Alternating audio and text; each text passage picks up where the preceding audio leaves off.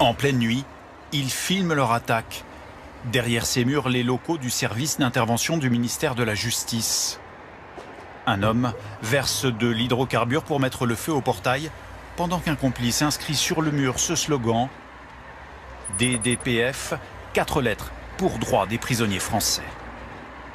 Une attaque loin d'être isolée, une dizaine de faits similaires contre l'administration pénitentiaire, des actions inédites par leur ampleur et leur coordination. Tout au long de la nuit dernière, pas moins de 7 sites visés en région parisienne et dans le sud de la France. Pas de blessés, mais une vingtaine de véhicules personnels d'agents détruits ou dégradés. Le parquet national antiterroriste est saisi de l'enquête. À Toulon, la prison a même été prise pour cible à l'arme de guerre en pleine nuit. De nombreux impacts sont relevés sur le portail d'entrée. Entre minuit et demi et 1h, 2 individus sont venus avec un véhicule et ont tiré avec une arme automatique, a priori une Kalachnikov.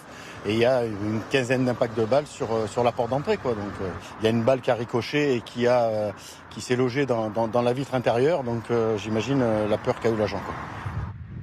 Le ministre de la Justice, Gérald Darmanin, s'est rendu sur place cet après-midi pour soutenir les agents. Les policiers qui enquêtent sur ces mystérieuses attaques envisagent plusieurs hypothèses, de la vengeance de narcotrafiquants à l'action d'éclat d'anarchistes radicaux. Sur une messagerie cryptée, une vidéo que nous choisissons de ne pas diffuser désigne une cible. Le visage d'un agent pénitentiaire, l'immatriculation de sa voiture et une boîte aux lettres. Titre de la conversation, Défense des droits des prisonniers français. DDPF, un acronyme retrouvé sur les voitures d'agents pénitentiaires ciblés, jusqu'ici inconnu des services de renseignement. Qui se cache derrière ces 4 lettres? Eux se présentent ainsi. Sachez que nous ne sommes pas des terroristes, nous sommes là pour défendre les droits de l'homme à l'intérieur des prisons. C'est pourtant le parquet national antiterroriste qui s'est saisi de l'enquête. Plus loin, des revendications sur les conditions de détention, très détaillées.